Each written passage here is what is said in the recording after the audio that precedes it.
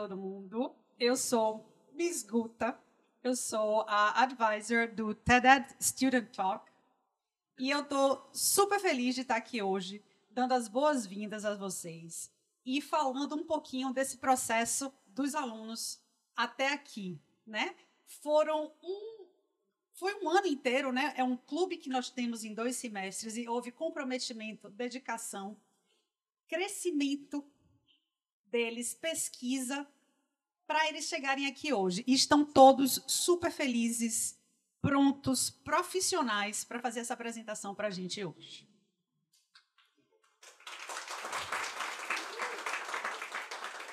O nosso tema é Welcome the Future. E nós temos essa geração que a gente chama da geração nativa, que a gente lida como se eles já soubessem de tudo. E eles sabem de muita coisa, mas precisam de muita orientação, de muito olhar dos pais, vendo esse processo deles, para a gente fazer deles cidadão digital com competência, com conhecimento, com empatia, tá certo?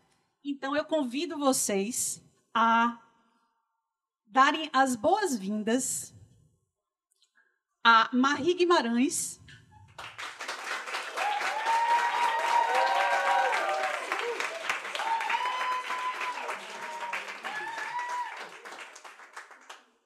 e você pode falar. Me esgota o controle.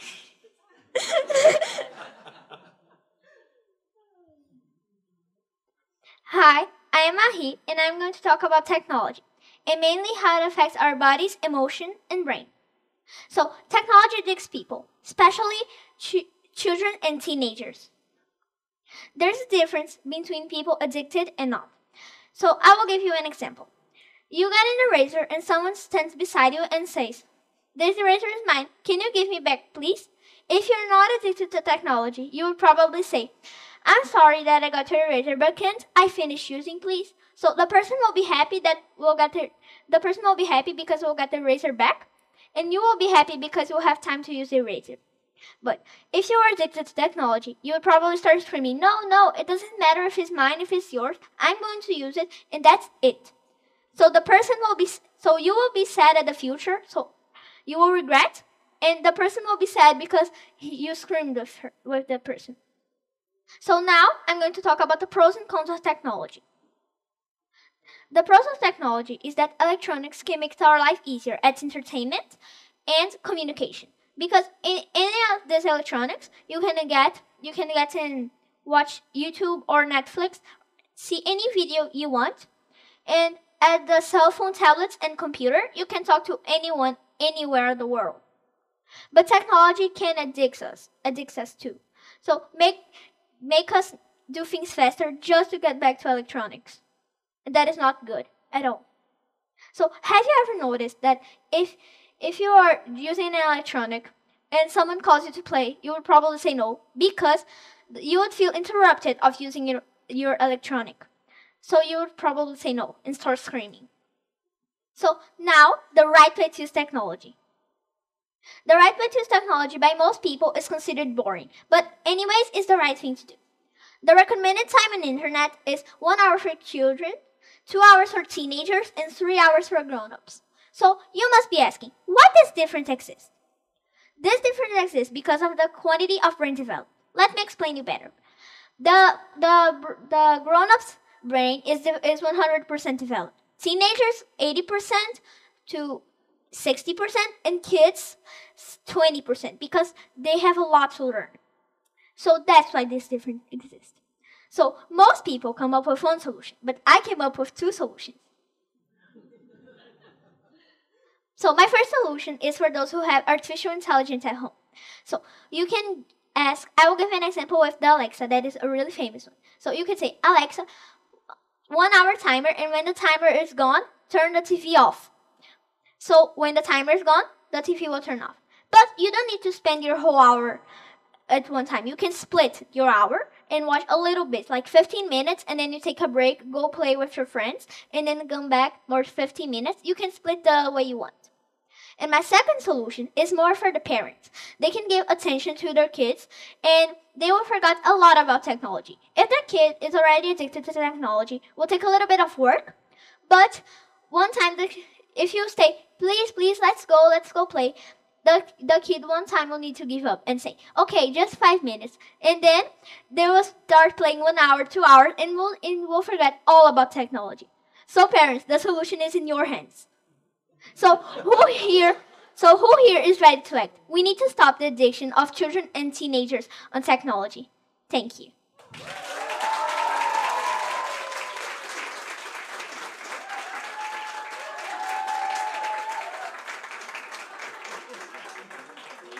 Eu não posso, né? Então, como eu disse, eles estão aqui para mudar o mundo, né? Vamos lembrar disso. E eu amei essa dica, porque são coisas simples que a gente sabe, mas às vezes a gente fica, poxa, mas eu estou precisando fazer uma coisa e toma aqui o computador, toma aqui o celular, né? Então, pais, vamos lá prestar atenção nessas dicas dessa geração para a gente. Lembre que eles estão aqui com as ideias inovativas deles, as ideias que vão ajudar a gente a mudar o mundo. E agora, vamos sair um pouquinho da frente das telas, né? Já que Marie mostrou tanto para a gente aí as telas. E eu quero apresentar o próximo palestrante, que é Rogério Caldas.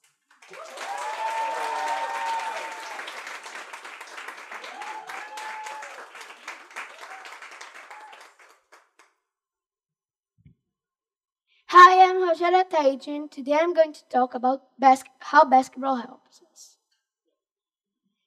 Some benefits that basketball gives to us is you are going to do lots of psychic work.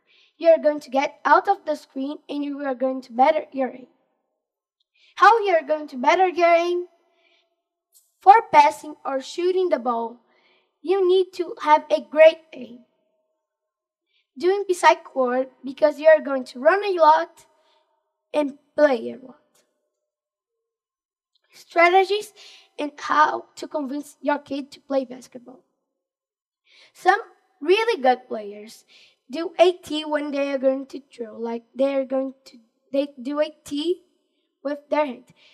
If you are right-handed, you are going to do the T with the right-handed. And if you are left-handed, you are going to do the T left with the left-handed. How to convince your kid? Start now. Don't waste time if your kid is 6 years old or 7 years old. Children have more facility to learn than parents or teenagers. Friends, I make a really good friendship with AP, PD, and FA. Championship. I started playing basketball and I barely knew how to kick a bouncy ball. But now I can play championships. We won 3rd place on FABS. That is a intercollegial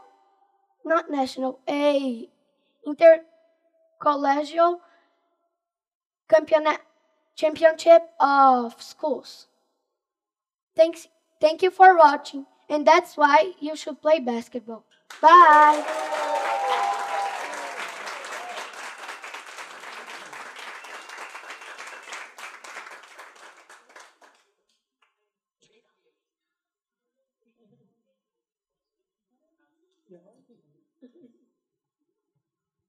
Vamos embora, né? Sair da frente das telas, fazer um exercício, uma atividade física. Aqui, deixa eu dizer uma coisa. Desde que eu comecei a acompanhar o TED Dad Student,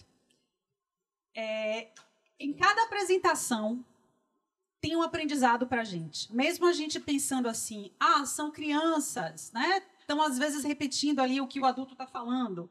Mas eles têm sempre uma colocação pelo ponto de vista deles. Então, essas apresentações que a gente está vendo aqui, às vezes são assuntos até que a gente já conhece, né? Mas é da perspectiva dele, da perspectiva da criança, porque a criança também vê isso tudo que está acontecendo. E agora, com vocês, Alessandro Custódio.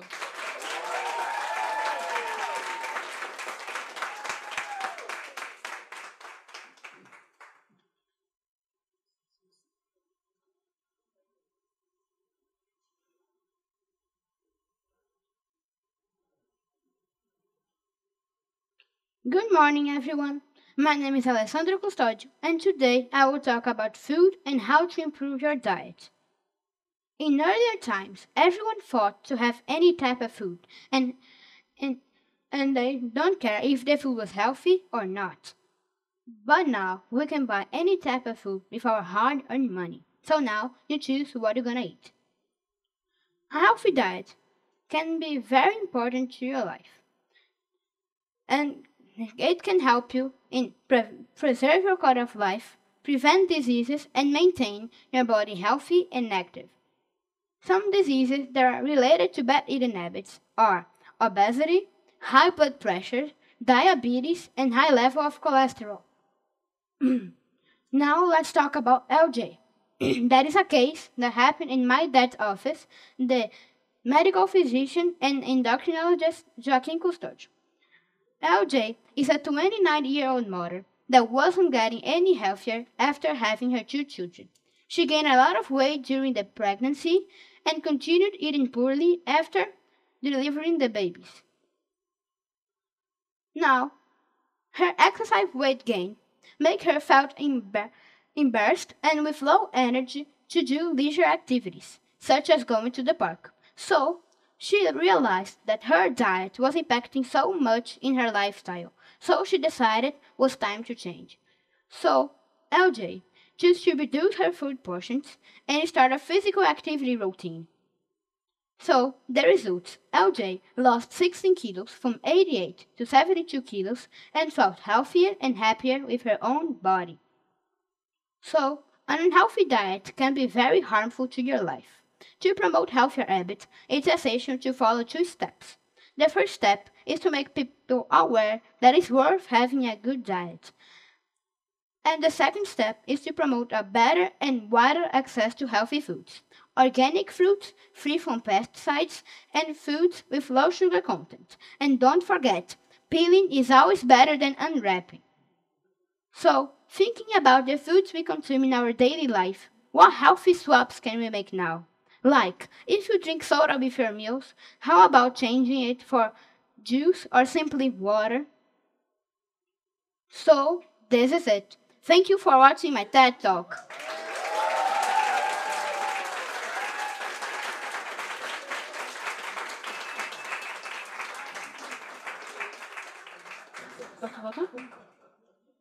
LJ revolucionou aí, tá vendo? Esse consultório e esse TED Talk.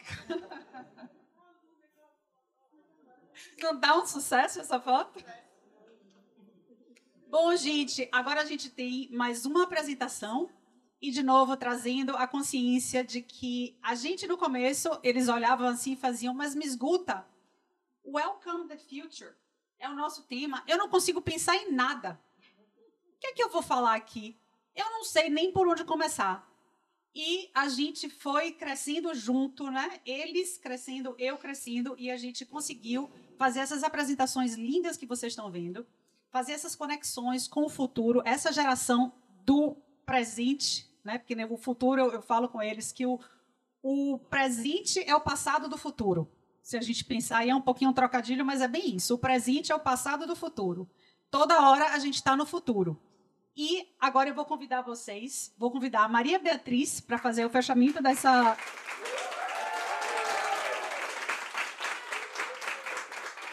edição do TED Talk.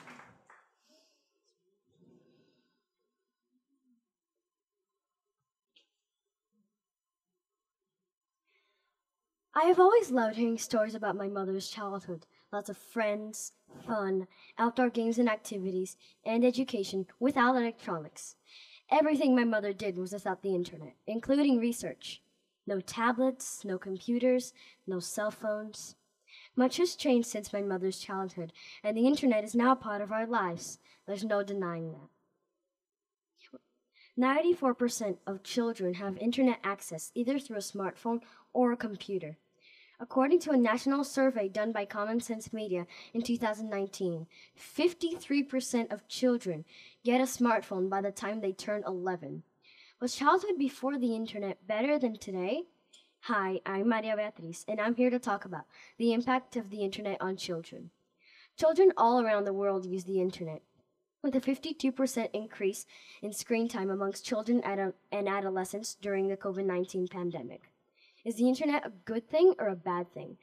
Many believe the internet is a bad thing because it reduces a child's average sleep time, increases the risk of myopia, and decreases a child's physical activity. Others believe the internet is a good thing because it makes it easier to communicate.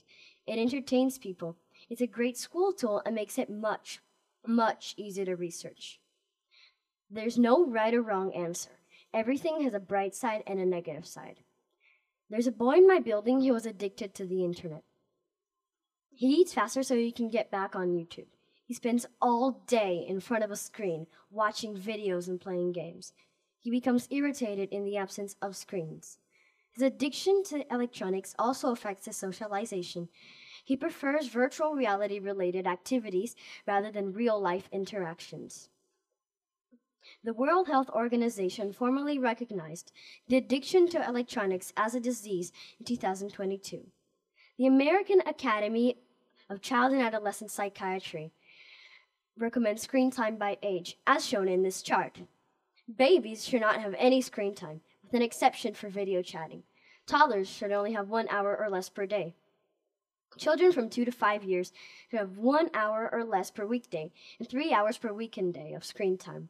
And children from 6 to 15 years should have less than 2 hours of screen time. Recreational content is allowed, but healthy habits should also be encouraged. What's the point in using the internet? According to healthychildren.org, the use of the internet can expose users to new ideas and information, raise awareness of current events and issues, promote community participation, help students work with others on assignments and projects, allow families and friends to stay in touch, no matter where they live, and help promote wellness and healthy behaviors, such as how to eat healthy. On the other hand, overuse of the internet may put children at risk of not enough sleep, obesity, adverse impact on learning and social skills, negative effect on school performance, problematic behavior, access to inappropriate content, and cyberbullying and exposure to people with ill intent. We return to the original question: was childhood before the internet better than today? I advance that childhood today can be just as good as in the past if we take advantage of the benefits of the internet and use it wisely. Thank you.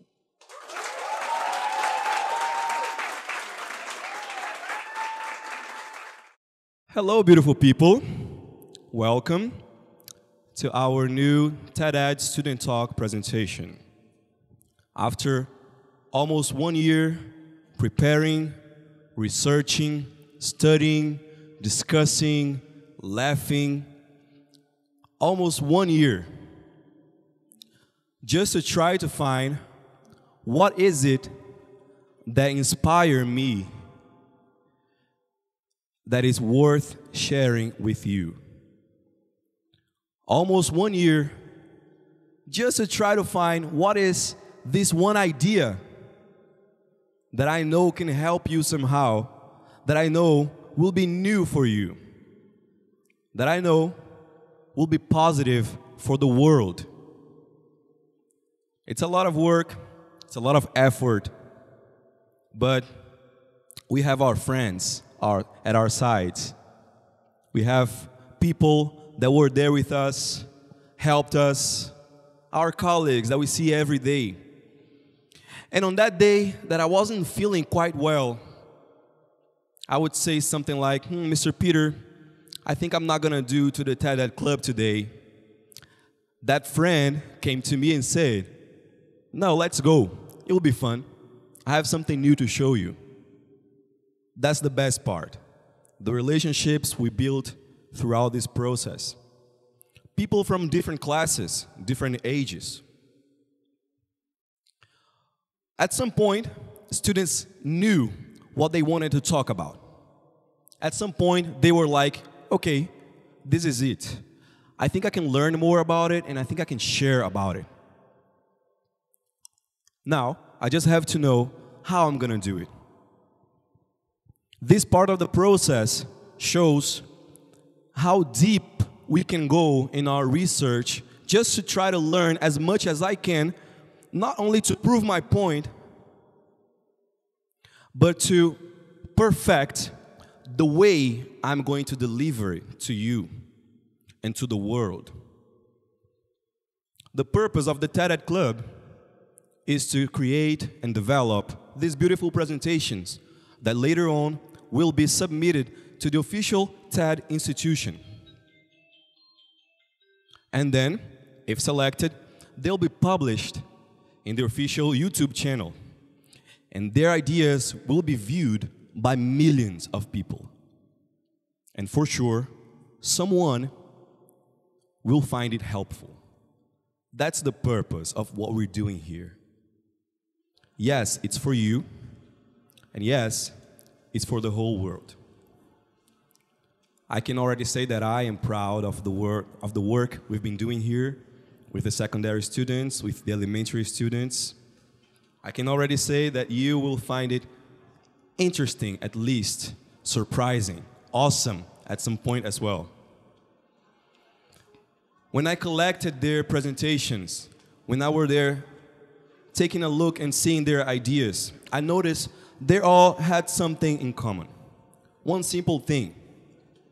I've noticed that the students that are going to present here today, they're not only looking at themselves, they're not only looking at their lives, but they are kind of looking at one step ahead. They're looking at what is going to happen next if I do it like this. In a sense of preparing themselves and preparing the world and the people around them for what is coming next. So somehow, all of these presentations, they talk about the world, how it is now, in a sense to welcome and embrace what is coming next. You will see that these are presentations about the future, but not only about futuristic things and technology. It's more about how we as humans can embrace the future, how we can prepare ourselves right here and right now to build a better future. Thank you all for coming today. I'm happy to see all of these faces. Please just remind to keep your devices off so we don't have any interruptions during the presentations. We will have a short break in the middle of the presentations at some point. And then we also have a surprise for you. We brought a guest speaker from outside of the school to share their ideas as well, to enrich even more this experience. So please sit back, relax, and enjoy with our first presenter that is going to talk about what is coming next and what we have right now. She's going to open your minds. Not only open the event, but she's going to open the access to our new future. So please receive Valentina Foppel.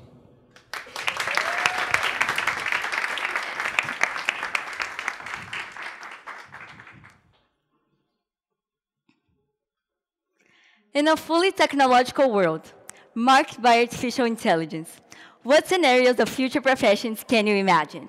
And how can we, as humans, remain dominant and integrated within it? Hi, good afternoon. My name is Valentina Wereshi, and today I'll delve into the topic of the future job market, the importance of human skills in an AI world with you. When I was 5 years old, people started asking me, "So Valentina, what do you want to be when you grow up?" At the time, it seemed like a pretty simple question. I immediately answered, "A singer." Years passed, and I realized that even though I loved to sing, I wasn't quite talented enough to become a Taylor Swift. So without much reflection, I changed from singer to actress. By the time I was 10, and I asked my mother to start registering me for castings, detail, without any training or preparation. My mother explained me that I needed to study and dedicate myself to become an actress, and auditions would come after that. So we made a deal. She would support my acting career and pay for all of my courses as long as I was sure of being a child actress, but also researched and considered other professions. Off I went with all of the certainties of a child actor's life to study more about other job options, until all of my certainties were shaken, and I fell in love with architecture.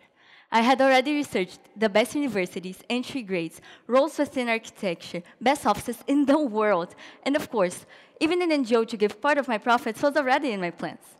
With all of this in mind, I presented my ambitious life and career plan to my mother, who winded her eyes and said, "I'm happy for you to aim the stars, because at the very least, you'll surpass the clouds. Let's go together and give our best to the school and our community. A lot can still happen, and you might change your minds." I was outraged at the time, because I was certain about everything I had thought and planned, until the boom of artificial intelligence. AI is increasing every day in an unimaginable velocity. But is this something we need to be afraid or worried about? And is it possible they can replace us? All of those questions dominated my mind when I first discovered architecture could be one of the future professions to be extinct because of artificial intelligence. TD SciNext study shows how fast the application of AI is being on architecture and how some companies are already implementing it. But unfortunately, architecture is only one of the many jobs that are predicted to lose great parts of the human support needed because of artificial intelligence. Building data shows that until 2025, 85 million jobs worldwide will be replaced by AI, and 300 million full-time jobs, a report by the investment bank Goldman Sachs says. In this graphic organizer made by Tidio, you can see what are the jobs with the biggest probability to be replaced by AI, starting with cashier, driver, translator, followed by many others. Can you believe that even a waiter is on the list? The CEO of Tesla Motors, Elon Musk, believes that there will come a point where no jobs will be necessary. You can have a job if you want, for personal satisfaction. Artificial intelligence is capable of doing everything. I don't know if this makes people comfortable or uneasy, if it's positive or negative. One of the challenges of the future will be, how do we find our purpose in life? Resume Builder data shows that of 750 business leaders utilizing AI, 37% acknowledged that technology replaced workers in 2023. Additionally, 44% of respondents anticipated layoffs in 2024 due to the efficiency brought by artificial intelligence, leading us into an uncertain scenario without any idea of our roles in the future. Predictions are difficult, especially about the future. Once said the father of quantum physics, Niels Bohr. Diving into the AI world makes us even more confused about our roles in the future. If we won't need to work anymore, as Elon Musk believes, what's our purpose in life? This question kept locking in my mind for a long time, as I wasn't sure about my future and whether I should start researching about other job options, even though my heart belonged to architecture. Until I reminded myself of something that AI will never be able to bring, and that only us, as humans, can provide to our society: soft skills. Collaboration, creativity, communication, and problem solving are only some of the many soft skills that only us, as humans, can provide to our world, and that AI will never be able to have. By implementing soft skills in our work and seeing AI with the point of view of a friend and not of an enemy will definitely help us to get what we pursue, independently of the technological level. I can perfectly see architecture as a profession in an AI world. A house, for example, is not just a set of bricks and building materials. A soul of a family must be represented, since it's the place of comfort and security. As you can see in this image, AI can perfectly build beautiful houses, but only the sensitive view of an architect, interviewing the family members with the soft skills of creativity, communication, and problem solving, can turn off lines in a PC screen into a true home. So yes, I still see a brilliant future for me and for all of those who possesses those skills. Joy Page once said that dream and give yourself permission to envision a you that you choose to be. So I don't know what will be the architecture conditions by the time I graduate, or if I want to change professions until then. But I know that if I invest in my soft skills, I'll definitely get what I pursue, since it's the future. If you can dream it, you can do it. Walt Disney. Thank you for your attention.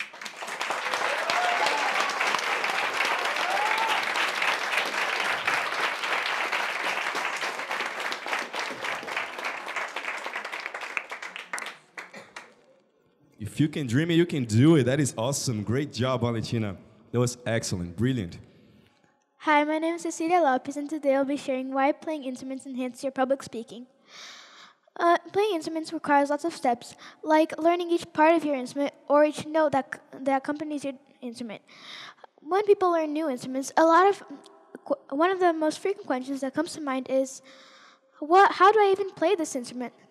Well, one thing aside from the instrument itself is the usage of the brain. And along with the brain is memorizing. Memorizing is an important life skill, whether it's remembering where you put your homework from yesterday to an important meeting that can lead great success to your life financially. Well, classical instruments specifically, which are something that I have dealt with for about 3 years now, have really difficult songs to memorize, even if it's one page from your chosen book. As a member from Quora.com once said that playing instruments leads to confidence, better memory, listening skills, social skills, and much more. A little backstory. When I was about 7 to 8 years old, I was on the last song from the second Suzuki book, which, if you don't know who that was one of the best violinists of all time. Going back to what I was saying, I had to present this song to all my colleagues from the school that I studied, and I had a little amount of time to memorize the song. So I was memorizing note by note until the day of the performance. And on the day of the performance, all that came to my mind were the images from the Suzuki book. Crazy, right? So this is kind of when I figured out this new method of memorizing. I know I didn't invent it, but a perfect saying for this would be, "Work smarter, not harder," by Alan F. Moggensen. So a little review. Memorizing, so we know where we're going to say. Coordination, so we don't mess up what we're going to say. Social skills, so we don't freak out in front of the audience. Confidence, so we know our self-worth. To conclude, playing instruments improves our memory, confidence, coordination, social skills, and listening skills. And you will most likely do these skills better than your peer who doesn't play an instrument. Thank you for listening. Did you enjoy this presentation? Raise your hand. All right, let's go. Okay, so we're in a good mood. All right, this is it. Okay, beautiful people. I hope you enjoyed. We're getting to the end of the event. Now, goodbye. Time to go home. No, just kidding. All right, our next presentation, also speaking about how to welcome the future. But this time, I'm going to give you a quite different perspective. All right? Instead of looking into electronics and technology the way we already think of in first hand, we're going to stop and think about lives. What perspective of life do you have? And how can we make it more helpful for people around us? Are you ready for this? Well, I think they're ready. So, Valentina Scioli, please come next.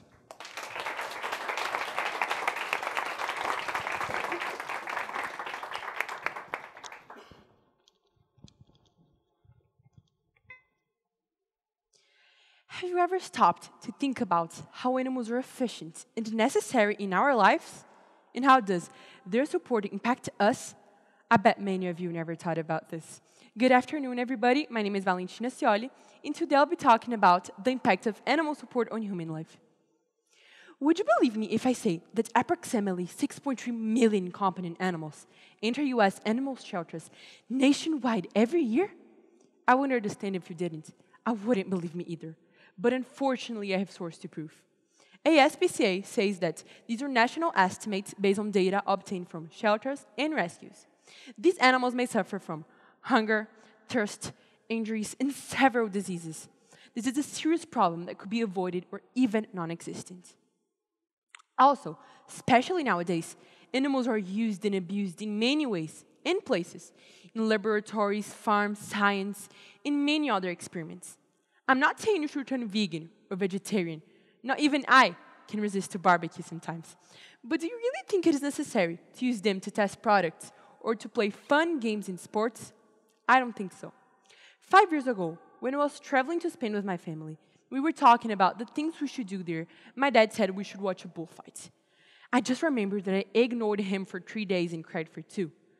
Animals do so much for us. I think they deserve at least a little empathy. I can see more than 50 ways animals can help human beings, but I will share the most important ones for me, which are depression, anxiety, stress, loneliness, the elderly, people with disabilities, police officers, and even blind people. I'm sure you or somebody you're very close with can relate to at least one of those attributes. For example, me. When I was 8, I had an asthma attack, which made me go to the ICU. It unfortunately made me develop anxiety, which got even worse during the pandemic. I always wished to have a dog, and during the pandemic, my parents gifted me one. I also had the obligation to go to my family farm at least once a year. And to be honest, I hated it. But after a while, I decided to be open-minded and try to enjoy at least one horse ride. And after that, no one could take me out the horse. I fell in love with the farm and their animals. I felt free. No cell phones, no internet, no noise, and almost no urbanization. Having a dog and a farm hugely helped me. Do you know why? I found a research that just proven everything I felt. NIH states that interacting with an animal has been shown to decrease levels of cortisol, which is a stress-related hormone, and lower blood pressure. Other studies show that it can encourage exercise and playfulness, help children grow up more secure and active, and can even improve your cardiovascular health. They can also help elders, bringing support to them, making them feel less lonely, socialize more, and interact better. And can also help people with some type of disorder. For example, autism. Do you know that horse riding can be used to help people with autism or other type of disorder and reduce their hyperactivity? A person who uses and knows a lot about this is my uncle, who has a farm. And he uses his horses to help people with autism and Down syndrome. He says that it is very intriguing how the kids love and connect themselves with the horses. He once even told me that a 10-year-old boy said he was going to marry the horse. In a recent report made by the University of Edinburgh, was found that hippotherapy, the use of horse riding as a therapeutic or rehab treatment, significantly reduces the severity of symptoms and hyperactivity in children with autism. After a study involving more than 20 children aged by 6 to 9, researchers found that hippotherapy had a positive impact on social functioning and made them express themselves better. As if it's not enough, dogs can also help our security, give support to police officers, and help them solve crimes. This can be proven by a research I made in Dexter's. Police dogs have become a major part of law enforcement in the past several years. They have saved many lives with their unique skills and bravery. They are loyal, watchful, and protective of their police officer counterparts, and are often deemed an important and irreplaceable part of many police departments. Now I'm going to share what for me is the most shocking, which is the animal support with blind people. Have you ever imagined that a non-care disability, which makes you unable to see the beautiful things the world can provide to us, can be improved and supported by an animal? Health Directly says that guide dogs help people who are blind or have low vision to move safely and confidently through their daily environment. This is their owners, also known as handlers, navigating through different places, ranging from crowded city centers to quiet parks. As you can see, animals make a huge impact in our lives, and can even save some of them, like it did to mine. Do you remember my uncle? He's a veterinarian, and if he was here, he would say that without animals, we wouldn't exist. Which is true. A world without animals would be devastated. We don't want to live in a place like that, right? Me either. So let's change this. And don't forget, animals are able to live without us, but we aren't able to live without them. They're essential in our lives, and to help them is to help us too. So let's help each other and make the animals' world a better place. Thank you for your attention.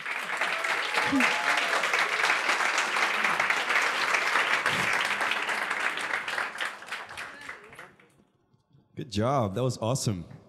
That was lovely.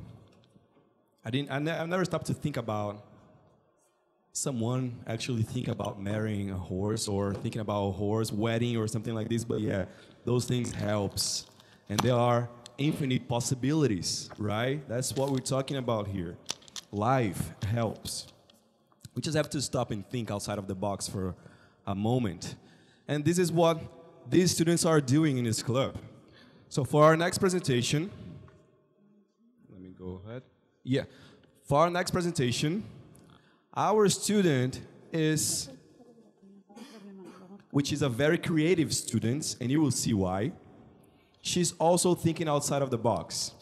And while everyone is thinking about problems, she's already there creating solutions from those problems.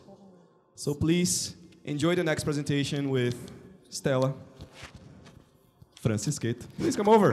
What are you waiting for?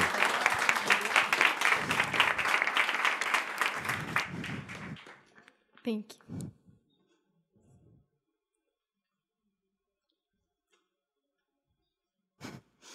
Creativity, as you may know, is the ability to generate ideas and see things in a different way.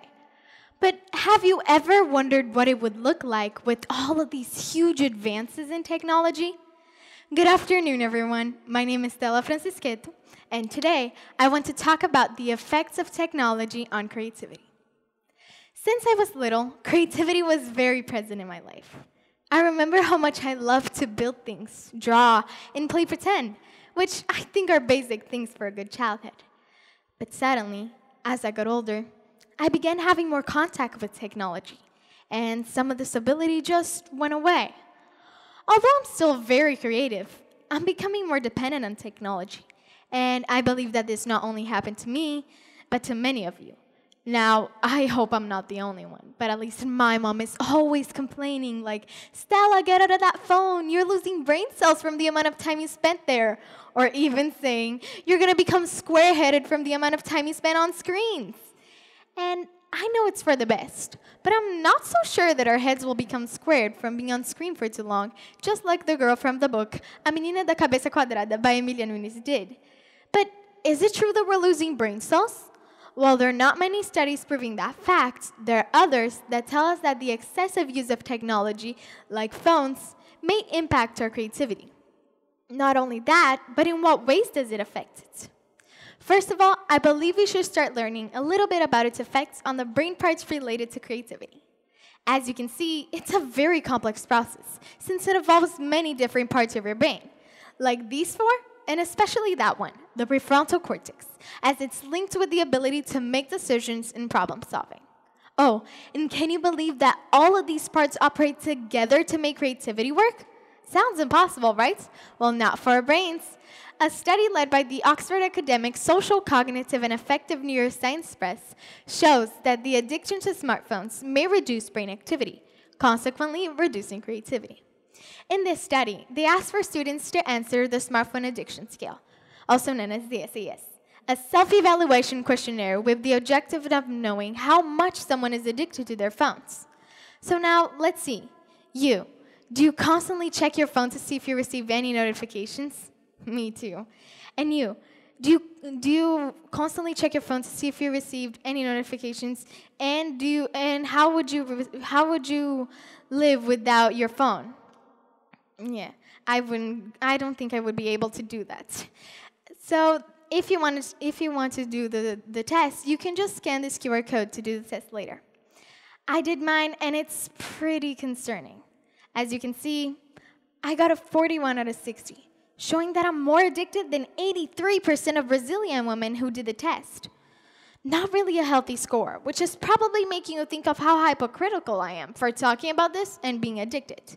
But with this, I want to make you realize that it's time to change it, just like I'm doing. I recently redid the test, and I think that's a really good improvement. I went from a 41 out of 60 to a 36 out of 60. And I like this score. I really like it. So you guys should definitely do it too. Just be careful. Some results might be scary, just like mine. Well, going back to the study, they later got 48 of these participants and sorted them into two groups according to their results in the SAS. One group where people tend to be addicted, and the other one where they have a healthy control of their use. And now comes the interesting parts. After being assigned with the task of coming up with different uses for an object in a short period of time, turns out that the addicted participants didn't go as well as the other group in terms of flexibility, originality, and fluency. And scientists later show us that the addicted participants' parts of the brain related to creativity were not as active as they should be when asked to be creative. But based on this, in the future, will people become less creative because of technology? As you can see, many objects have changed and evolved, making them so much easier to do and simple to use. Before, people had to think a lot more. They had to do the work for themselves.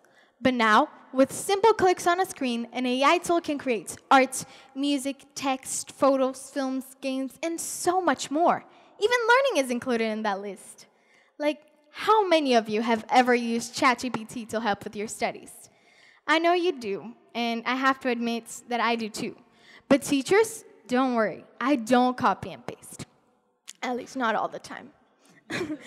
Well, going back to what I was saying, there's even the possibility of shopping online.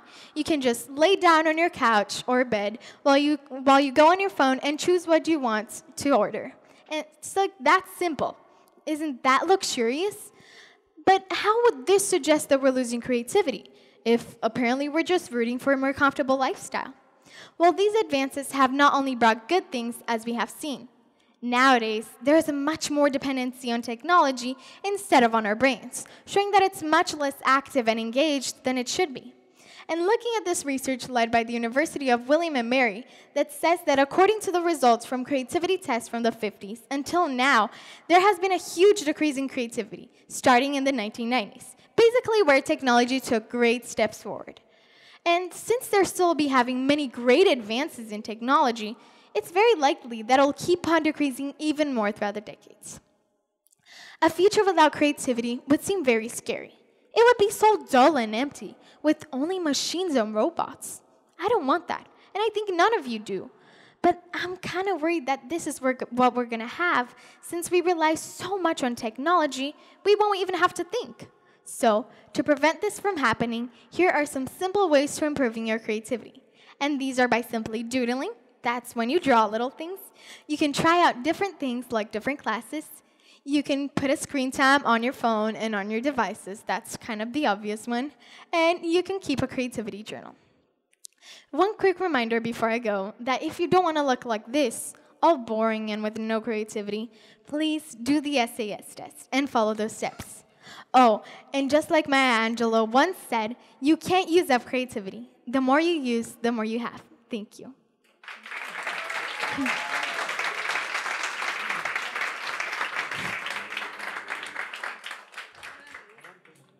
I told you there was a creative student.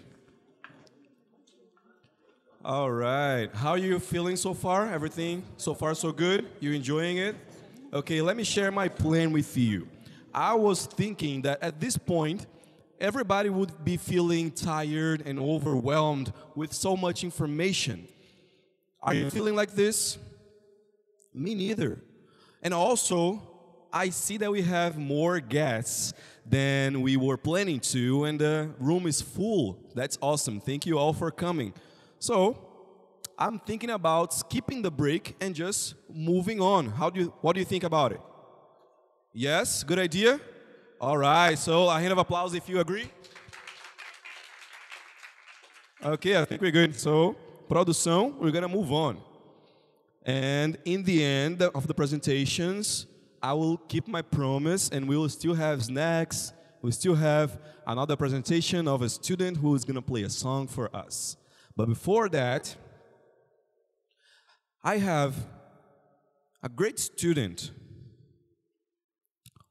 who has something to share with you that is more related to what to expect in a future in which you can have a positive point of view on things that are happening in your life. I love her idea, what she has to share because of that. Because she brings a positive energy. She brings something of an optimistic tone for us to reflect today. And I enjoy a positive and optimistic future. And I hope you enjoy too. So please welcome Berta Santana. 1, 2, 3, 1, 2, 3.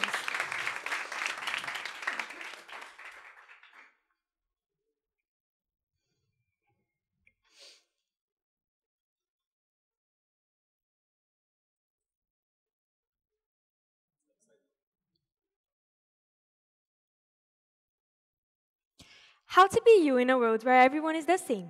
Isn't it interesting? Hi, my name is Berta Santana, and I have a couple questions I would like for you to think about before we go on this never-ending adventure that is finding and understanding more about ourselves. What is it that makes you, you? How do you find and define yourself? Are you scared of what they're going to think? Well, most people go through these same thoughts you're in, and it takes a whole life to really find out who you are. So don't be in a rush. As Mark Twain once said, the two most important days in your life are the one you're born and the one you find out why. I believe we're here to be anyone we want to, especially ourselves. In English, I have been learning about othering. Othering is to exclude and characterize people as different and inferior for simply not being inside these imaginary standards present nowadays. We can identify othering in various ways in our everyday lives. Age, sexual orientation, religion, gender identity, skin color, and political affiliation are great examples. You always know when you're going through othering. In those situations, these are a few very important steps you should take. Know you're not wrong or alone and talk to someone. Many feel the same feelings you're in. You feel insecure, sad, tired, attacked, and bad about not only yourself, but the entire situation. Seek help. Search for teachers, principals, or counselors that can offer emotional support and guidance. Educate yourself. Learn more about othering and any other type of discrimination to better understand how it impacts you and others. Speak up. If you're comfortable, tell those who are doing it to stop. It is interesting how many times the ones who do these things are simply empty inside. And last, but certainly not least, spread the word. Again, if you're comfortable, share your experience. It is very important for people to identify to you, report, and never do the same. I have gone through othering. When I was 9, I spent 1 year in Boston, and it was not easy at all. I loved my friends here in Brazil and did not want my life to change. For me, I could not understand 1 year goes through so quickly, and for me it was a lifetime without my friends and a different life. I was always an extroverted and very happy kid with very close friends, but it all changed in an instant. I became introverted and very timid. My only wish was to be invited to a play date and fit in. I spent the beginning completely alone, just wishing to come back home. All of the kids knew each other for years, and I just didn't. I wished to change my culture, customs, and habits, and was always extremely sad. This first picture is me in the beginning of the school year. As you can see, I was holding a violin. Learning how to play the violin really helped me feel better about myself and was very important for me. I looked fine, but was always very scared to get in school and go through it all once again. But then, instantly, it all changed, because I made a friend. My best friend was super nice to me, and I will never forget how all those feelings and thoughts simply went away. The second picture is me and all my friends in a Halloween party. I was so happy to be excited to my first party in Boston. I couldn't even express how all those feelings and thoughts went away. It was like she was pulling me out of a black hole I was falling into, and I was extremely happy. Now this is me and my friends in the last day of school. I had already adapted and was going to miss them. We hugged and cried, and I hold those memories in my heart until today. You always know when you're going through othering, but do you know when you're practicing it? Why are you doing it? Why are they doing it to you? Well, othering is a complex dynamic of psychological, social, and cultural factors, and structural factors. You may feel fear and insecurity. It can also be a tool used by individuals in a position of power to maintain control over minority groups. It is very common to want to be part of a specific group and surrounded by specific people to feel powerful. But it is a temporary feeling that goes away, leaving traumas and scarrings on those who suffer for life. And to be common does not make it right. Othering, the perception or representation of a person or group of people as fundamentally alien from another, frequently more powerful group. You will end up expressing a form of weakness by being dependent on others for this powerful feeling that eventually goes away. The very significant rise of social media has also presented new and various ways for people to feel exclusion and inequality online. I will start by saying, social media is fake. You cannot trust all you hear or see on the internet because many times it's simply not true. This is a picture of a woman without and with filter. Very different, huh? She's beautiful either way, but we can see how a filter simply changes your entire face. Don't trust all you hear or see on the internet, and don't compare yourself or your life to the ones you probably don't even know. Accept you for you and understand your essence. Fake news can be known as the spread of wrong or false information. In Toronto, 2019, a survey presents 86% of online global citizens believe to have been exposed to fake news at least once in their life. Be careful, you can be the next one. Why?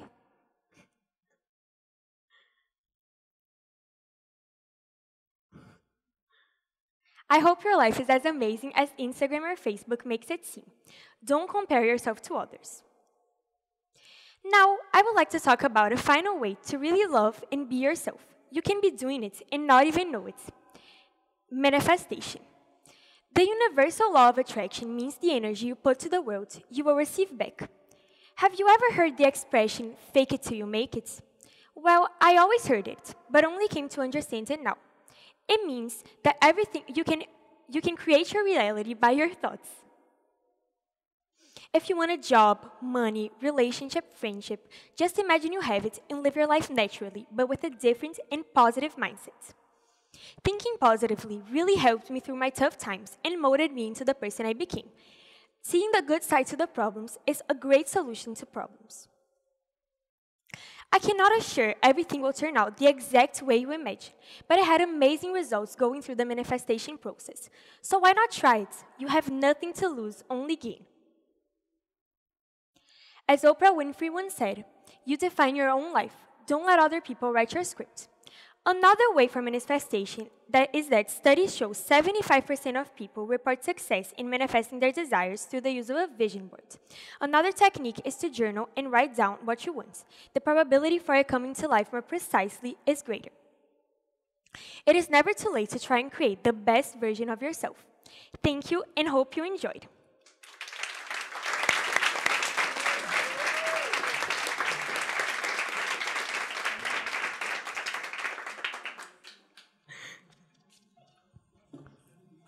It's never too late. That was great. I loved it. Congratulations. Good job. Good job. So much to think, so much to reflect, right? I'm going to give you a couple seconds to process all this information. Because there's more coming. Our next presentation, also talking about lives, also talking about how we process life. But for many here, I assure you, it is going to be a quite different perspective, even unexpected or unimagined. That's why this is going to be interesting. That's why it's going to be great, and it will change somebody's life. You ready for this? Okay. So for our final presenter of the TED Club, our last student, after her, we will have a surprise for you, who is our guest speaker. Please get ready and receive Amélie Brissé.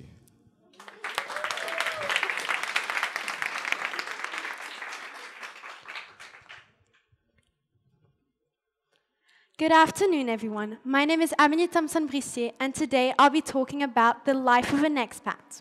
First of all, what is it? Well, the word expat, which is shortened from the word expatriate, means out of your home country, and there are more than 200 million expats in the world, consisting of 3.1% of the population. The country with the most expats living in its country would be the United States. Then we would have Germany, Saudi Arabia, the UK, the UAE, and many other countries. And as you may know, kids are also expats, of which they are known as TCKs. This term, which means third culture kid, was created by Ruth Yusim in the 1950s. And being a third culture kid consists of growing up in a culture that isn't your parents' culture. And it has been said by Ruth Van Recken that third culture kid build relationships to all the cultures while not having a full ownership in any, which can lead to us, expats, feel like we don't really belong anywhere. Additionally, as expats, we get asked a lot, so where are you from? And I'm pretty sure this image sums it up. I mean, what are we supposed to say? Do we say where we're born? Except, depending on the country, you don't get the nationality. Then do we say where our parents are from or where we grew up? Except we grew up pretty much around the world. As for me, I was born an expat, and today I'm 14 and I've lived in 5 different countries. And up until I was 4, I lived in the Middle East, and I was learning about a culture that wasn't my family's, being a TCK. Then I moved to Cambodia, to France, my home country, and I realized how different it was from where I lived before. And quite frankly, I didn't really like it. But after a while, I adapted to it, and I ended up loving it. Because like everything, it just takes time, because we simply don't seem to cope well with change, and that's okay. Then I moved to Cambodia and lived there for 2 years. Today, I live in Brazil, and I've been here for almost 3 years. And in my experience, I don't really know what's worse, living too little time in a place or too long. Because when you only live in a country for 2 years, just like Cambodia, you don't get a chance to properly adapt, especially when it's during COVID. But when you live in a country for too long, you get too attached, making it harder to leave. And as much as I do love being an expat, like everything, there are some good sides and some bad sides. So you might be wondering, what are the positive and negative sides of being an expat? Well, you get to meet new people, try new foods, learn new languages, be more open-minded, experience different cultures. And if you have a sibling, you'll most likely get much closer to each other, as wherever you are, it's the one person that will always be there, including your parents.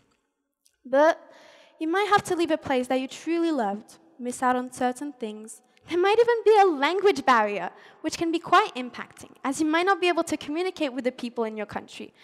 But even if it does come with its inconveniences, it will push you to learn the language faster in order to communicate with others and be accepted in the society. Then you might even have cultural differences, which can take quite some time to get used to. And you might even get a culture shock, because one thing in one country can be acceptable, while in another country, it's simply not. And the worst one is probably leaving people behind. But most people seem to think that, sure, you leave people behind. But with today's advances in technology and many forms of communication, it must be so easy to keep contact, except it's not. You slowly lose touch and don't really make time to talk to your old friends, because you have a new life and they're not really part of that life anymore. And when you finally see them again, you realize that you both changed a lot and didn't grow together, but with different people and have completely different and separate lives. But with separate lives come certain things you're going to miss out on, which is when FOMO comes in. As expats, we can experience a lot of FOMO by simply being on social media or talking to your old friends, which can make us feel like we're missing out on so much. But even if we experience FOMO sometimes, we can also experience JOMO, which is the joy of missing out, which is said to be when you're happy to be missing out on certain things, because you're doing well on your own and having your own life. And then missing out on these few memories is kind of worth it, because you keep on creating new ones. So you have all of these negative impacts that can really affect your mental health and even lead to depression or anxiety. So what exactly can you do to help? Well, one of those solutions could be the Expat Kids Club, which is a club that was created in 2008 by Kate Berger. She created this club when she started work as a psychologist in the Netherlands with English-speaking families, and she realized that the help for expat kids was simply not enough. This resulted in her creating her own practices, and throughout the years, she was able to build a team of 9 psychologists, helping families around the world, providing health consultation, and so much more. Overall, they help you build resilience, adaptability, and they will help you get through the tough times of being an expat. Their psychologists have also been expats themselves, so they will be able to help you more than any other psychologist, as they probably have gone through something similar too. But what is a common challenge faced by expat kids? Well, that would be the lack of stability, which would be because we're always changing our environments and changing ourselves, which can lead to us feeling like we lost our previous selves, which can be quite sad. So being an expat has its ups and downs, but we deal with it. I mean, we kind of have to. But we have a chance that not many people have. We get to travel the world, which is not an opportunity that comes every day. And trust me, I know it's hard. I mean, sometimes you just miss that feeling of home. But as you grow up, you realize that wherever you are, you can build that sense of feeling at home. Because home is not a place, it's a feeling. Thank you.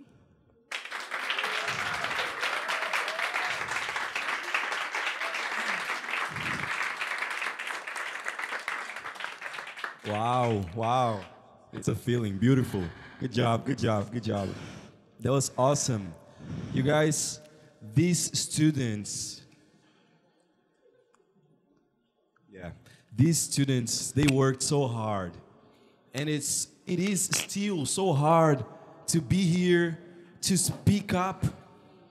They know their ideas, they believe in their ideas, but for almost all of them, it's the first time that they are in this situation. So I'll kindly ask you to stand up and give one last hand of applause to these beautiful students because they were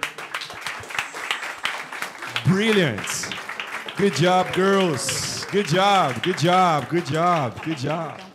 Thank you, thank you, thank you. Success. It was a success. And now, to close it, to give it closure, and to make it even better, a little bit of sauce in our beautiful event, we're gonna bring another guest, and she will do her presentation now in Portuguese, and I will also present her in Portuguese for you to know her. She's not from school. She's an experienced speaker. She's a TED speaker already. Her name is Vitória Rosa. She is, I'm gonna go to Portuguese now because there's a lot of things here on her list, on her experience list. Pós-graduada em Mediação de Conciliação de Conflitos, graduada em Humanidades na UFBA, multiplicadora de comunicação não violenta na UFBA, escritora e pesquisadora na seara de pacificação social. Porque o tema que ela vai trazer agora se conecta com tudo isso de tal forma que a gente vai começar a perceber quais são os próximos passos para que a gente possa dar as boas-vindas a esse futuro. Como chegar a um futuro ideal, um futuro bom, se não através da comunicação, que é o que a gente está fazendo aqui hoje. Então, eu vou deixar com vocês uma ideia de como trabalhar na nossa comunicação, para que a gente possa juntos caminhar, construir um futuro melhor. Com vocês, Vitória Rosa. Por favor, Vitória.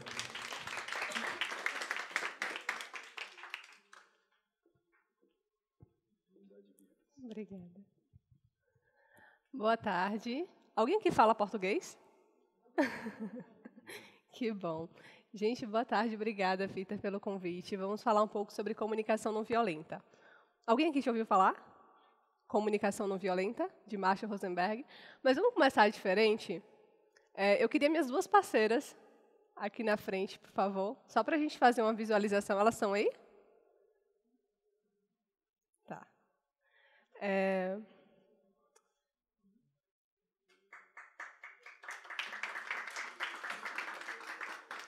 Você pega para mim a colher?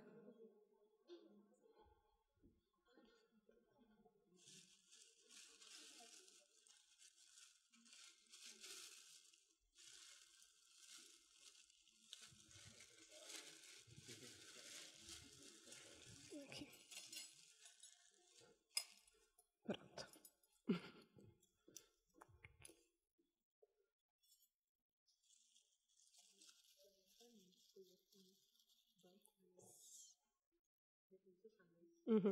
Podem começar.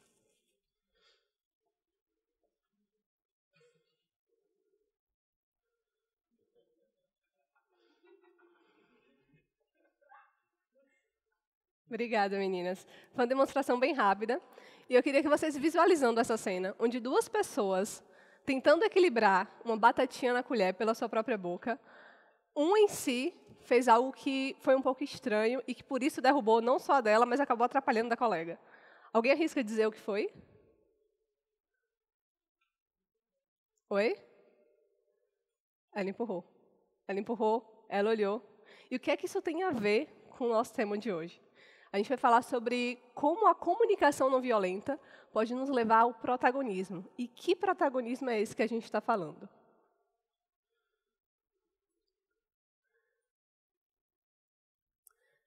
Bem, afinal, o que é comunicação não violenta e que protagonismo é esse? Normalmente eu conceituo a comunicação não violenta como uma mudança de percepção na ideia de conflito e de relações humanas. Por que assim eu conceituo? Porque somos treinados a acreditar que o conflito é sempre negativo, que fugir do conflito e muitas vezes silenciar as nossas necessidades, os nossos sentimentos, é positivo para que a gente evite o conflito. Que evitar o conflito é positivo, que evitar o conflito preserva relações. A comunicação não violenta dentro dessa manada, ela chegou com uma proposta diferente. Marshall Rosenberg, que é esse senhorzinho que está aí do lado, ele é um psicólogo norte-americano que morreu em 2015, mas que a missão dele foi trazer essa ideia de comunicação não violenta, foi conceituar e trazer a comunicação não violenta como uma ferramenta, uma mudança de vida. E aqui eu trouxe uma espécie de nuvem de palavras, para que a gente conceitue de forma mais visualizável a comunicação não violenta. A comunicação não violenta, então, ela é uma tomada de consciência do que é o conflito. O conflito, como muitos pensam, não é algo negativo. Basicamente, é a mudança de olhar. É como se eu pensasse diferente e não existe nesse conceito um certo ou um errado. Nesse contexto, não há quem está certo e quem está errado. E quando a gente entra dentro de uma comunicação, quando a gente entra em uma relação, quando a gente entra em um embate, com essa ideia de convencer o outro que eu estou certo, ou que porque o outro está errado, a gente entra, de fato, em um confronto e não em um conflito. O conflito ele se apresenta nas relações humanas. É normal que haja conflitos, inclusive internos. E é dentro desse conflito interno que a gente vai falar sobre o protagonismo. O protagonismo, na verdade, é essa autorresponsabilização pela nossa própria história. E o que é, de certa forma, questionante, ultimamente, é a ideia de que, será se realmente estamos escrevendo a nossa própria história? Será se estamos buscando entender qual a nossa responsabilidade nesse fato de escrever o nosso futuro, o nosso presente? Para além, Marshall Rosenberg traz na comunicação não violenta também a escuta. E eu sei, parece ser óbvio que a gente sabe escutar, mas muitas das vezes a nossa escuta está voltada a respostas. Há, de fato, aquele processo de não entender, mas responder o outro. O que será que o outro está pensando? Em que será que eu posso agregar? E a gente pode falar de vários níveis de escuta. Aquele nível de escuta que a gente busca se encontrar no outro para se comparar ou para falar, ai, mas eu também vivi isso, ai, mas eu sei o que é isso. Quando, na verdade, o outro só quer ser, de fato, compreendido. E quando a gente busca essa escuta, essa empatia ao olhar o outro, ao olhar as relações de forma mais humanizada, a gente passa a viver uma relação de forma plena. A gente sai daquele papel de querer ser protagonista da vida do outro. E aqui é a proposta da comunicação não violenta. A gente não fala desse protagonismo de ser o mundo. E é muito importante que a gente fale sobre isso, porque vivemos nessa ideia de, ao mesmo tempo que buscamos ser protagonistas, atuamos como coadjuvantes. Porque achamos que todas as decisões dos outros, achamos que as escolhas e que as posições de outra pessoa estão relacionado a mim. Que se o fato dele não ter olhado direito, ou ter se irritado, ou ter falado um pouco mais alto, foi por algo que eu fiz. O silêncio dele é algo que está relacionado diretamente a mim. E aí a gente começa a buscar um protagonismo de maneira errada, de maneira equivocada. A gente busca um protagonismo, na verdade, na vida do outro, e não na nossa própria vida. E a comunicação não violenta é essa busca por autenticidade, transformação e também vulnerabilidade. E qual a proposta, então, dessa comunicação não violenta? Onde é que ela se baseia? Onde é que ela se fundamenta? Por que ela foi proposta? Marshall Rosenberg, o psicólogo norte-americano que fundou e que estruturou a comunicação não violenta, ele defende a ideia de que o ser humano ele nasce por si só já compassivo. A natureza humana é compassiva e que a violência, na verdade, é algo que começa a perpetuar dentro da gente. É algo que nasce na gente e é nossa responsabilidade. Essa violência ela parte de mim. E é que ela acaba também sendo uma espécie de convite. E a proposta da comunicação não violenta é fazer com que as nossas reações impensadas a estímulos externos, como, por exemplo, se ele grita comigo, eu vou me estressar e gritar também. Ou se ela bate o pé e fala alto, eu vou falar mais alto também. Essas são, na verdade, reações impensáveis, reações repetitivas aos estímulos externos. E a proposta da comunicação não violenta é buscar esse protagonismo ao ponto de que eu me torno responsável pelas minhas reações. Quem aqui não já tomou uma atitude e depois se arrependeu? Acho que todo mundo, né?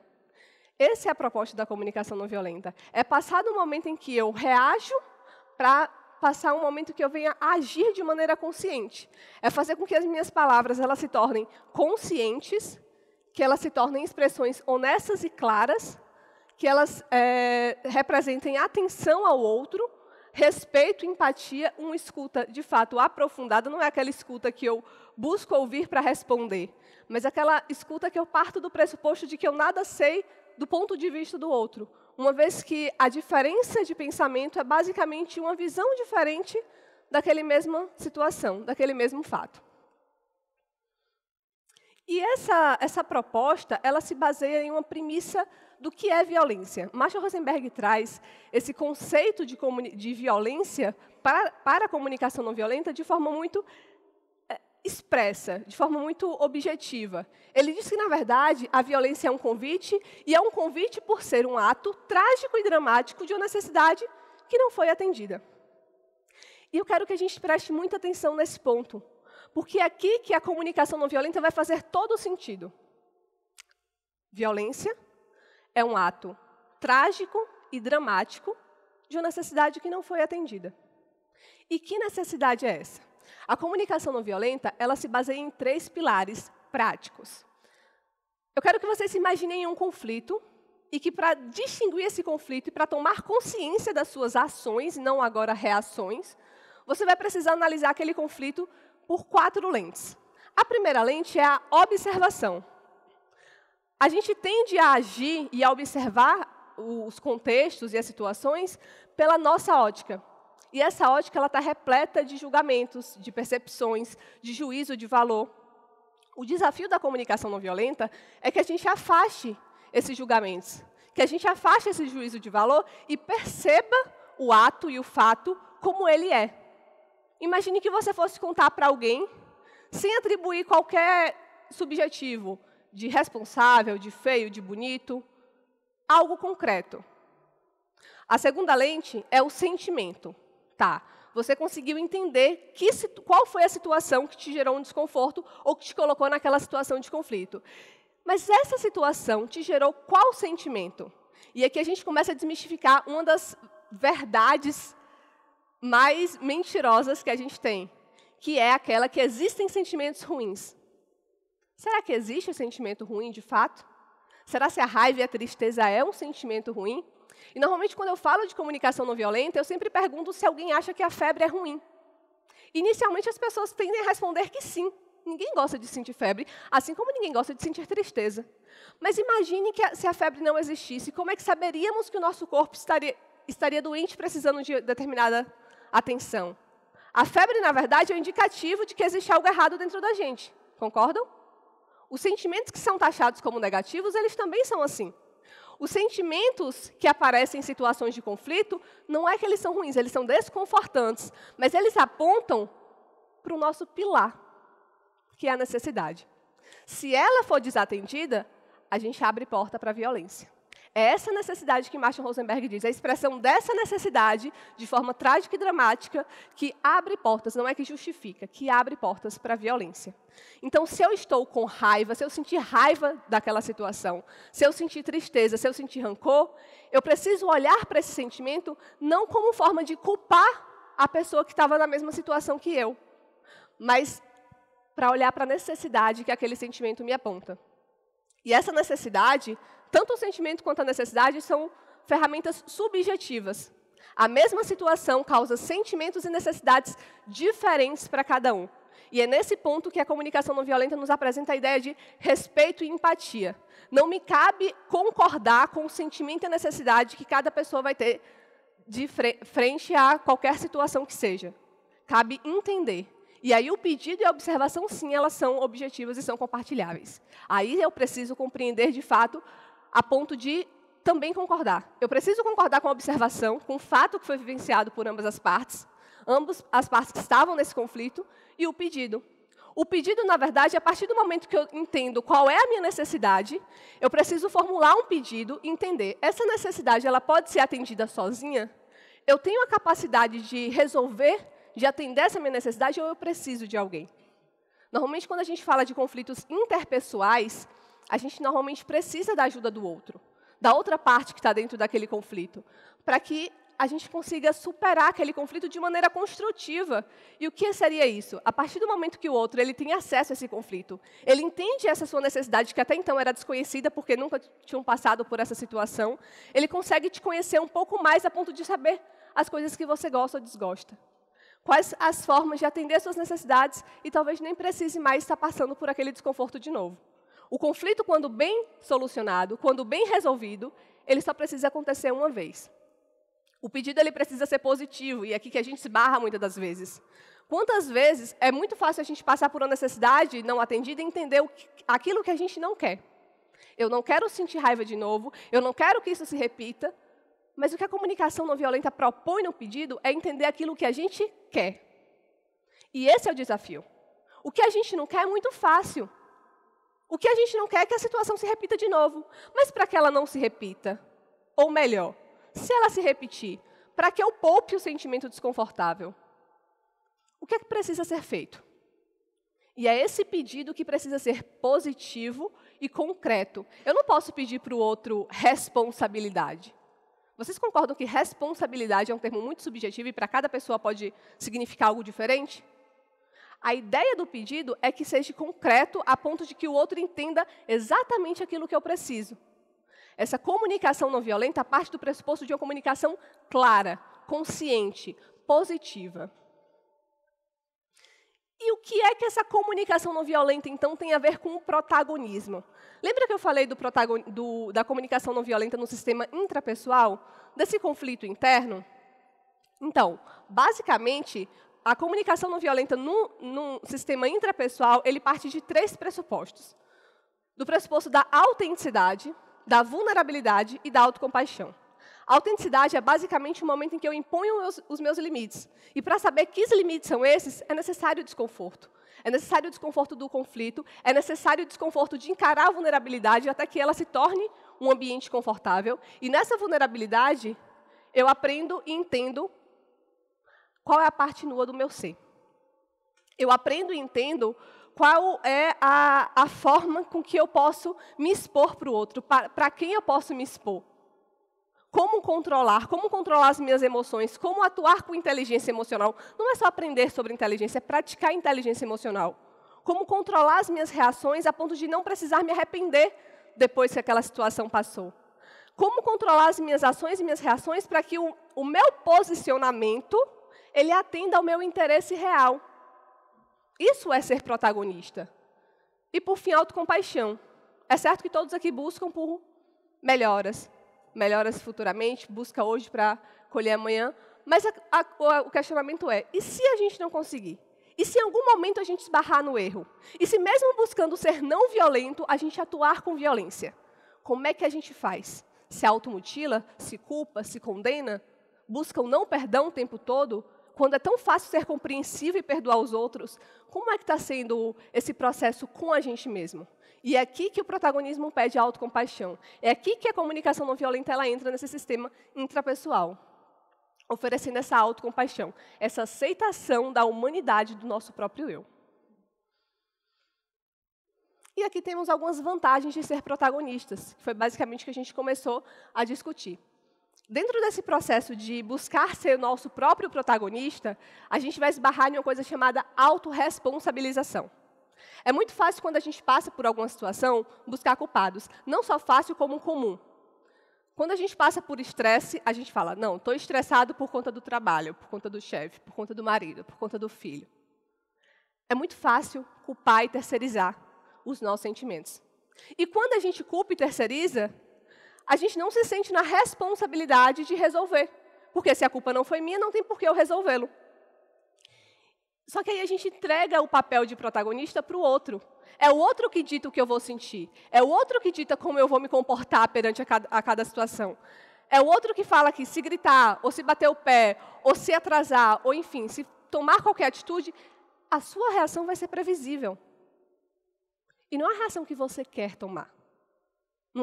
Você não está agindo como você quer agir. E aí eu te pergunto, se você não está fazendo aquilo que você quer fazer, como é que a gente pode falar de protagonismo? E é dentro desse ponto que a comunicação não violenta ela traz essa ideia de se autorresponsabilizar. Eu olho para o meu sentimento, por mais que a situação que eu tenha vivenciado, que tenha provocado aquele sentimento, eu tenha compartilhado com a outra pessoa, eu senti por mim. Existem gatilhos, existem histórias que fazem com que aquele sentimento e aquela necessidade surja em mim. Porque se fosse uma outra pessoa na mesma situação, talvez e muito provavelmente sentiria diferente de mim. E por que eu senti dessa forma? Por que eu reagi dessa forma? Porque mesmo acreditando que a violência não é o melhor caminho, quando eu me encontro frente à injustiça, frente à violência, eu reajo da mesma forma. É muito fácil de falar que a violência não se combate com violência. Mas e quando é a gente que está vivenciando? Quando é a gente que está sendo vítima de violência, como é que a gente se comporta? Assumir o protagonismo da nossa própria história é mais do que pregar, é mais do que falar, é mais do que ensinar. Assumir o protagonismo da nossa própria história dentro da comunicação não violenta é assumir aquilo que a gente tanto busca. É entender se eu fiquei estressada com essa situação, o que é que eu posso fazer para que essa situação não me gere estresse. E tudo bem gerar. O sentimento é subjetivo, lembra? Mas que a gente tenha a vulnerabilidade e a autenticidade de encarar esse sentimento. Quando a gente entende que o nosso sentimento e a nossa necessidade é culpa exclusivamente nossa, e que a gente pode, sim, talvez precisar da ajuda do outro para superar aquele conflito. Mas se não, tudo bem. Isso diminui a ansiedade. Isso faz com que a gente tenha que exercer a autocompaixão, de olhar para algumas necessidades que não vão poder ser atendidas. Nem todas as nossas necessidades são atendidas. E quando não podem ser, como é que a gente faz? Essa comunicação da gente com a gente mesmo, de se explicar, olha, isso aqui agora não pode, é muito mais vantajoso do que a gente simplesmente suprimir aquela necessidade, fingir que ela não existe. Ah, se eu não posso resolver, então eu vou fechar os olhos para isso. Se não é culpa minha, não tem por que eu resolver. O problema só vai se alarmando, o problema só vai tomando dimensões ainda maiores. E nesse processo ninguém resolve, nesse processo a ansiedade e a inconsciência tomam conta, porque alguém aqui já passou por alguma situação de falar assim, ah, eu saí de mim. Que processo é esse de sair de si? A quem a gente tem dado o poder de ter a capacidade de nos tirar de nós mesmas? Então esse é um questionamento que deve ser feito sempre. Além de trazer essa consciência, as vantagens de ser protagonista, traz essa consciência do que é que eu estou fazendo e por que eu estou fazendo. Eu sempre digo que a comunicação não violenta, para a gente exercer a comunicação não violenta na prática, a gente precisa sempre se fazer 2 questionamentos. Por quê e para quê? É certo que quando as emoções, que são aquelas mais imediatas, diferentes de sentimento, elas tomam conta da gente em determinadas situações de desconforto, a gente se pergunta a seguinte coisa. A gente tem vontade, na verdade, de fazer determinadas coisas, só que quando a gente vai perguntar, tá, mas para que eu vou fazer isso? E por que eu vou fazer isso? A gente esbarra no interesse. E a gente percebe que nem sempre aquilo que a gente quer fazer é realmente necessário, ou vai atender à nossa necessidade. E quando a gente suprime essa necessidade, quando a gente desconsidera, acreditando que se não dá para resolver, então deixa para lá. Quando a gente faz faltar essa comunicação, a violência surge. Porque lembra qual é o conceito de violência para Marshall Rosenberg? A violência é basicamente toda a expressão trágica e dramática de uma necessidade que não foi atendida, que não foi visualizada, que não foi considerada. Para além a empatia, e não só a empatia, a autoempatia. Porque quando a gente começa a praticar o protagonismo da nossa própria história, a gente passa a respeitar o outro como protagonista de sua própria história. Então fica mais fácil respeitar o outro. Fica mais fácil aceitar e entender que a violência e que a história do outro se resume a ele. Que nem todas as ações e reações do outro diz respeito a mim. E quantos conflitos a gente encarou ou a gente entrou sem qualquer necessidade. A gente acabou caindo de paraquedas em um conflito que não era nosso, se entendendo protagonista daquela situação que nem nos cabia. Então, quando a gente respeita o protagonismo do outro, a gente respeita a história, a gente respeita as diferenças do outro, a gente respeita as escolhas do outro, porque a gente passa a entender que o protagonismo do outro é tão essencial como o nosso protagonismo na nossa própria história. Dessa forma, a gente consegue consolidar as relações de maneira mais saudável. Entre tantos outros vantagens que o protagonismo pode nos oferecer. Tá, aqui. E se a gente está falando sobre dar as boas-vindas para o futuro, somente dessa forma poderemos dar, de fato, boas-vindas ao futuro. Afinal, o futuro começa de hoje e começa de nós. Eu trouxe umas lembrancinhas para vocês. Eu vou pedir minha amiga para estar distribuindo. É um marca-texto. E dentro desse marca-texto vai ter algumas informações, vai ter uma canetinha, para que a gente lembre que esse nosso futuro começa a ser escrito de hoje. E sempre lembrem por quê e para quê. São os questionamentos que a gente tem que fazer para que o nosso posicionamento ele não venha divergir do nosso interesse. Que, no final das contas, a gente perceba que a gente está lutando contra a gente mesmo. Que a gente está sendo vilão da nossa própria história. Aqui eu trouxe algumas indicações de livro. Entendendo a Comunicação Não Violenta, é um e-book meu, está lançado na editora Braille. Comunicação Não Violenta, de Marshall Rosenberg, que a gente costuma dizer que é a Bíblia da CNV, então, se vocês quiserem entender um pouco mais, se aprofundar. Esse é o livro assim, inicial. E A Coragem de Ser Imperfeito, de Brené Brown. Quando a gente falou sobre vulnerabilidade, lá como os pilares do processo de assumir o protagonismo da própria vida, Brené Brown ela fala muito bem sobre a vulnerabilidade, e não só nesse livro, mas tem alguns outros. E aqui tem algumas redes. Muito obrigada, gente.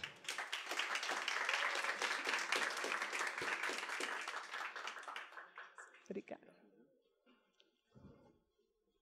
Muito obrigado, Vitória, por ter vindo. Obrigado por Obrigada. essa fala linda Que bom. sobre comunicação.